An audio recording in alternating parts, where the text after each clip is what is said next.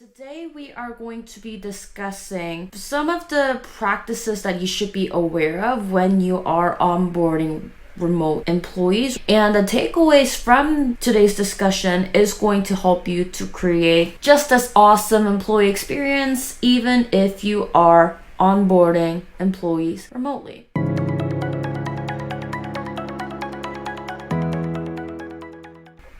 The first thing that you should be aware of when you are onboarding employees remotely is being aware of the gaps. And what I mean by this is the employee experience that you're going to have when someone is being onboarded in person, where they are being given a map, they have someone meet them in the lobby, they have someone walking them around the office, they're meeting someone, they're shaking hands and so forth. That experience is going to be a lot different when someone is being onboarded through digitally. I mean, yes, Zoom is great, WebEx is great, Skype is great and all of that, but it's all through the screen and you don't really get to build the rapport as quickly as you would in person, because in person you really get to meet them, you get to feel their vibe, you get to actually see the things that you might have missed when you were interacting with that person virtually. That element is going to translate when you are onboarding someone remotely. So whether that is not being able to meet other people as quickly as you would in person, or they get to go out for team lunch together, whilst remotely they couldn't, you have to be aware of that gap. Also acknowledge that because someone is being onboarding remotely and then you haven't met them in person and they haven't really gotten used to the office culture as someone who got onboarded in person would, there might be a little bit of discrepancy between the time it takes for them to feel that they are actually part of the team. So be aware of that gap.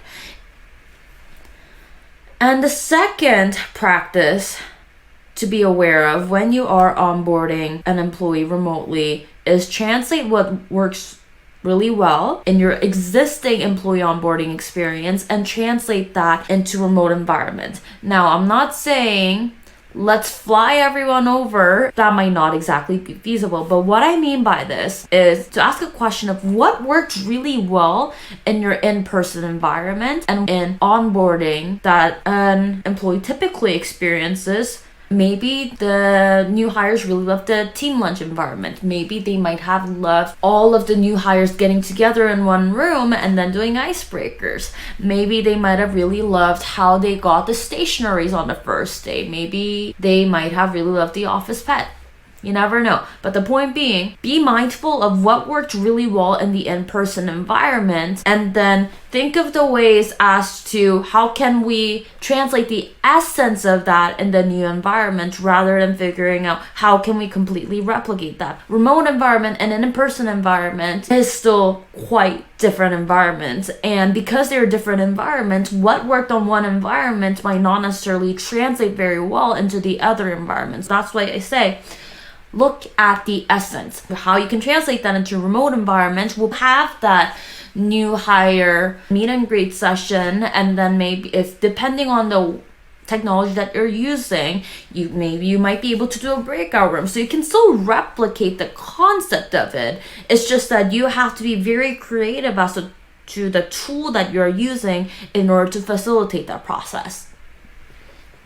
What about meeting everyone in the office for the first time? Maybe a good thing to be doing is when there is a weekly team meeting or monthly team meeting, you bring that new hire and then you set aside about 5 minutes or so for new hire to just meet everyone. Everyone in the conference call introduces themselves to the new hire. New hire does the same thing.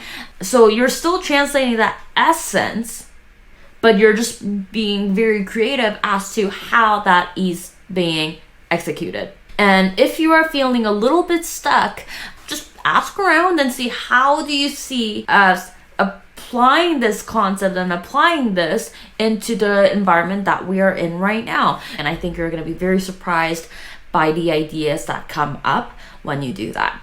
The other practice that you should be aware of is communicating often. This is something that you might have heard over and over and over again, but really you have to communicate often. I would almost say you have to be over communicating in a sense. When you are communicating in person, there is the feeling that you get from a person, the gut feeling, yeah, I think this person's not very happy right now, or I think this person is just very monotone. You can pick up on that very quickly in in-person environment. However, in remote environment, all those sensory layers are completely cut out unless it's hearing and visuals. And as well, most of the communication experience is really dialed down into screens and text. That means that some things might get missed out, some nuances, some ways of delivery and so forth.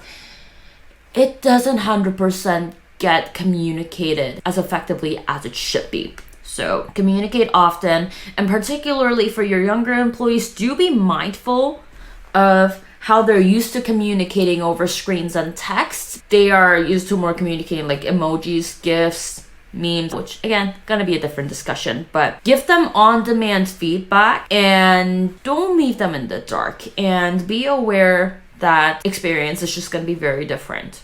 And just always check in with them, but do it in a way where you're actually getting more open-ended responses from them rather than just a yes, no. So those are the best practices that I wanted to mention when you are onboarding someone remotely. Number one, be aware of the gap between in-person onboarding and remote onboarding. The second being, translate what already works into a remote environment. Do not try to replicate it. Just focus on the essence of what works.